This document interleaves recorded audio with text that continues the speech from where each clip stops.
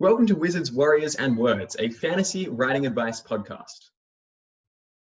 Hi, I'm Dyrk Ashton, author of the Paternus trilogy. Hi, I'm Michael R. Fletcher. I have recently stolen all the middle initial R's from all those other authors. He is now just George Martin, if you're curious, or J. Tolkien. I'm the author of Beyond Redemption and Completely Sane. Passing it on to you, Rob. I'm Rob Hayes. I'm author of many books. I don't know, like 13 of them or something at this point. Who cares? The latest trilogy is, we'll go with The War Eternal, because, you know, most recently. And that one. Yeah. And I'm Jed Herne, author of Across the Broken Stars. And today's episode is Compelling Characters. So this is our first episode of Wizards, Warriors, and Words, which I'm just going to shorten to Triple W from now on. And I thought we could kick things off by discussing our number one tip for writing compelling characters. So, Mike, do you want to start us off with this discussion? I've put a lot of thought into this, and I have no idea. So I don't really plan characters very much. I start with a really vague idea, usually based around a flaw. And then I write the book, and I kind of learn who that character is as I write. By the end of the book, I have this really, really solid idea of who each character is. And then, because I'm a glutton for punishment, I go back to the beginning of the book, and I go through the whole fucking thing again, rewriting and adding stuff until that character is that character through the entire book. So it seems like I planned it all, and oh my God, it's like he really knew who that character was, but I totally didn't. It's actually true of plot as well. So you're more of a kind of organic writer who just discovers things as they go along, and then you have to kind of go back to make it look like that was what you were originally intending the whole time. Yeah, I wish I was smart enough to plan things, because it would probably save a fucking ton of time. Dyrk, do you want to talk about your number one tip? My ideas always start with just like what if, like with Paternus, what if the mythologies of the world were real, characters were real, and they were all connected in some way to one like little myth theme that then spread across the world and changed. And it was really from that idea that I started thinking, well, who would need to be the characters to best be able to tell this story through their points of view. And I really wanted to have two like regular kind of normal people be caught up in this situation, because then we could see their reactions to finding out these things. So I try to sketch out. I actually do a lot, unlike Mike, I do a lot of work on character. I sketch out characters, a little bit about their backgrounds. I mean, I don't spend an outrageous amount of time. I don't write these huge bios, but I try to just get at least a decent idea of their basic character traits, what they're like, what they do, how they grew up, that kind of stuff. And then, but it's really through the writing of the first draft that at first they feel a little wooden and unreal. And then at one point when I'm writing, suddenly they take on a life of their own. And then I realize that I have that character down. And then from then on, what they say, what they do, how they react, what actions they take are all easy to come up with because they're predicated on what kind of people they are. So that makes it a lot easier once you get going. And then you can, then like Mike does, then I can go back and tweak some things in the earlier stuff so that it's a consistent type of character. Because, there's nothing, consistency. Now, a character can surprise you in what they do, but I mean, I've read books where I'm like, those characters or that character would not do that, right? It doesn't feel right that they would have made that decision and done that. Have you guys ever read a book like that where that happens? Yeah, oh yeah, for sure. Yeah, Definitely. it's really frustrating. It's nice when suddenly a character you might not know very well will suddenly surprise you and you realize that they have this other side. But that's different from just an inconsistency. So I don't know if that's very helpful advice at all, but that's kind of how it works out for me. I think consistency is one of the most sort of universal advices towards writing in general. Actually, it's just like, you know, especially when you're writing fantasy, anything can happen. Any character can be anything. They can do essentially anything. But I often find the key is, making sure it is consistent within the world and within the character. And if they do act out of character, inconsistency, there has to be a reason for it, basically. Right. Yeah, you got to obey. You can make up any rules you want, but you have to obey the rules you make up. Yeah. To a certain extent, anyway. And also, I think partly it's because you're asking readers to make a lot of suspensions of belief in your world and your plot and a lot of areas of your story that you need to sort of ground that back with a layer of realism in how people behave to those situations as well, I think. Yeah, that's the joy of writing, especially the Manifest Delusions books, where everyone is completely insane, is figuring out how everyone's going to act within the framework of their madness, and then locking that in like really tight. And so like they will do stuff that will not make sense to the reader, but to, you know, somebody suffering these delusions and, you know, given whatever information they have, like there kind of is no other choice. I think that's one of my favorite parts of, you know, seeing like reviews of like Beyond Redemption, when people sort of get it. It's like, I'm continually surprised by what happens, but each time it's not gratuitous. It's kind of like, yeah, it makes sense that this is what they decided to do, you know, given what's going on around them, and their, you know, their own personal delusions. But I do enjoy being freed from you know, these sort of constraints of sanity. I was actually having a very similar conversation just this morning with some other authors. Not you guys. There are actually other authors, but we're the most important ones, obviously. Sure. It's the idea that you sometimes see people sort of say, "Oh, this character made you know, stupid decisions in a book, you know, idiotic decisions or whatever, which led to you know, things that didn't need to happen." And I think the problem when you start thinking like that is like, well, characters can make stupid decisions because people make stupid decisions. You know, it happens, and yeah, okay, it's going to lead to further plot advances because, well, yeah, that's part of writing a book. That's part of a story. But as long as the characters are acting, consistently, okay, they can act stupidly, they can do stupid things, make stupid decisions, and that's absolutely fine. We're about halfway through this episode, so Dyrk, you have our featured book of the week. Could you tell us a little bit about it, please? My book. Well, I don't have any copies. Rob has a copy. I actually don't have any copies. This is my book that just released last week, War of Gods. It's the final book in the Paternus trilogy.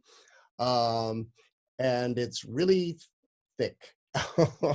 These have been called, this is the first book and book 2. And these have been called epic urban fantasy. Takes place in this world, but much more of a kind of epic fantasy narrative style and story than your typical urban fantasy. So that's those. And so pretty. So very, very pretty. For those of you who are listening to the audio only of this, we should have this up on YouTube as well, and you can see the glory of the Paternus series in full visuals. They are very thick books and they have amazing covers as well, so highly recommended. Rob, would you like to continue with your number one tip for writing good characters? Yeah. I work in a very similar way to Mike Fletcher, because we are in fact the same person. We're all part of it's like looking in the mirror 4 times here. Pretty sure none of you are real. These two are actually computer generated avatars of me. So it's really hard for me to be speaking for all three of them. So I hope I'm doing it consistently with You these. do a very good job of throwing your voice. The accent's a little bit different, so you might need to work on smoothing that out, I think. Not really sure about my character development. I think you kind of slacked there. You didn't start with a flaw. You know, you needed to. I know. Build I'm perfect and amazing, and Yeah. it's not really believable. Well, you're the hero. So, sorry, Rob. Continue. You were going so well, and then it's just sidetracked. But anyway, keep going. Yeah, it's fine. Where was I? I don't know. Yeah, so I work very similar to Mike. I start with. I quite often start with sort of a trope and say, right, this character is going to be the honourable one, or this character is going to be the arsehole of the group, or whatever, and build around that. So as the story goes on, I add more details, flesh them out more, change them here and there. And I mean, it's rare that I actually have a grasp of the character until sort of halfway through the book, and this goes for most characters. So then, yeah, again, once I've actually got a grasp of the character, I can go back in editing and add bits, change bits, and sort of flesh them out, but more consistently. So I think, I guess my tip, my one tip would be, your characters can be sort of forged in the editing process rather than the writing process. You can always go back and turn them into sort of like, fully fleshed out, realistic characters afterwards, once you know who they are. I'm just going to... Oh, sorry, you go if you want.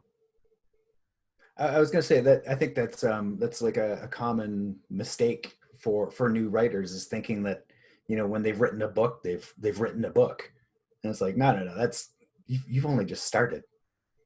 Like, unless you're, Mark Lawrence, get ready for like a couple of months of like fixing your characters, tweaking your plot, going back and making all that shit make sense. Yeah. Well, it's like Stephen King says too, it's a mistake to think that you have to begin your book knowing exactly what your characters are, right? And you can outline all you want, but realize that you'll want to change it, and it's okay to change the outline and change the plot. It's okay to go back and fix things. You don't have to be set. People think, okay, I have to have a theme in mind. I have to have this. But Stephen King, a lot of his advice is, a little iffy. Don't use adverb. Well, I use all the adverbs. But one thing he says is that he never thinks of theme until after the book is done, right? And then he'll go, oh, this book is about this. And then a sub-theme might be this. And then he goes back and tweaks through and makes that theme more consistent as he goes. So you don't have to know all these things up front. Just sit down and start writing. Get some ideas, get some notes down, and that helps a lot. The only other thing I was going to bring up too is that it's the same with voice, because each character speaks a different way. And it was an incredible challenge for me with these books, because I have, a 17-year-old character, a 22-year-old character who are human. And then I have characters who are literally millions of years old and from cultures all around the world. So they all speak a different way and use a different vocabulary. And it's only once you get, sometimes, like Rob said, halfway through, that you really get the feel for what words they would use and not use and how they would say things. And which characters curse and what words do they use and which ones don't. And then you can go back and fix that, because that's a large part of character development, is how they talk. It's interesting that we're all sort of like hitting on the same idea here, that regardless of whether you are a outliner like Dyrk, you seem to be more in that outlining camp, or whether you're more of the discovery writer like Mike, and I know Rob, you are probably more in that discovery writer camp as well. And I'm an outliner as well, but all of us seem to come back to this same theme of like not really discovering what characters are until you are like deep into the book. And occasionally there are some characters where it just sort of clicks for me straight away. And those are always like very fun to write because it just feels like they've always been there. But I think coming back to, I can't remember who said this earlier, but coming back to, I think it was Mike, you were talking about the Manifest Delusions characters and how what makes them so fascinating to write is the fact that they are extremely different and surprising from average people. And for me, like, that's sort of how I think about characters as well, is thinking about what are the contradictions that lie at the heart of their personalities that lead to internal conflict within them and result in them making like interesting decisions that are unexpected but totally appropriate for who they are as people. Do you think about, this is a sort of open question to all of you, do you think about ways that you can distinguish your characters from other characters that are in fiction? And if so, how do you kind of go about that process? Dyrk, you were nodding. Do you want to kick us off? Oh, sure. I have so many characters. It was a lot easier though than I thought. And to be honest, it's like I use basically underneath their tropes. You know, there's like the paladin type. There's the jokester. You know, there's the trickster. There's the sly, who's a good guy, but there's the sly scheming bastard who's, you know, a good guy, a bad guy, or a good guy. You don't really ever know. You know, a lot of them are very tropey, so I don't worry too much about making them different from other characters in fantasy or fiction. The important part is to make them very distinct from other characters within the story. And that then again, that goes to how they speak, you know, what kind of words they use, what kind of accent they might have. And I have characters from all over the world and all throughout history. You know, kind of what their character traits are. And one thing that thrills me to death is that people say that I do a really good, they're amazed that I have that many characters, but I do a real good job making them memorable and distinct. And I never know if I'm really doing that, though I try to, but I found that it was actually really easy because once I came up with the characters, or they just kind of inserted themselves, I need this character, they actually kind of bloomed full formed later on. Not the main characters. There's like a core 3 or 5 characters. They were the hard ones. Those were the ones I really didn't know, but the other supporting characters kind of just bloomed real. Though a lot of those weren't introduced until the second book, so maybe I had gotten better at it, because Paternus was my first book. So but yeah, the important thing is just to make them, I think, to make them distinct and memorable. You can't have 2 characters that their names are too similar. And I have some of those issues because they come from mythology. And that helps a lot. But the way they speak and what they're like, it's, you know, you don't want to have characters that are too very similar, where they talk exactly the same and they do exactly the same things. Do you really need those? And I found that even in rewrites, have you guys done this, Mike and Rob? Have you found that you needed to delete a character but combine some of their characteristics into another one? I've done that.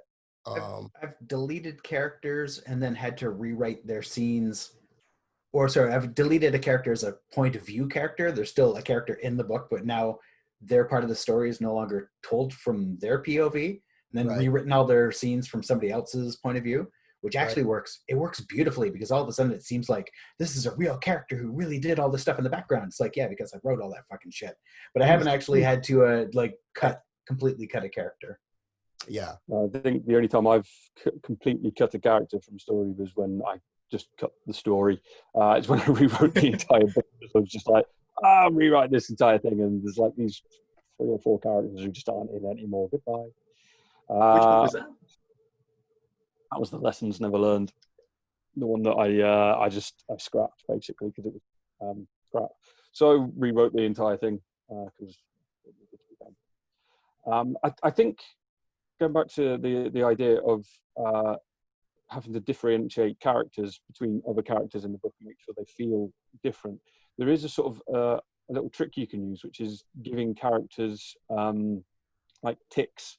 It might be that one of them has a specific phrase or a word that they say repeatedly. Like, they might like to start their dialogue with like, "Oh," just like, "Oh well," or whatever. Or they might, it might be a specific character sort of like that's constantly, I don't know, tugging on their ear just unconsciously. And I think it's not a catch-all, but something like that can certainly help you to differentiate between the different characters and make them seem different to the other characters. However, you have to make sure that that character is the only one doing it, because if all the characters start pulling on their ears, it starts to take on a different meaning. So we're almost on time for this episode. Mike, do you have any other things to add in on this note of making unique characters? Right. Okay. I don't know about unique characters. I never really actually put any thought into that, like, whatsoever. Okay. It's just never occurred to me to try that. But the way I approach writing characters is, as I'm writing each point of view, I just lose myself in the character. I role play basically the scenes from their point of view, given what's happening, how they'd react. So I'm not an outside observer. I'm a massively fragmented personality who thinks he's everybody. And so that's it. If you are in the story pretending to be that character, it's different than if you're outside the story and trying to make that character do what you need to make the story work the way you think the story is going to work.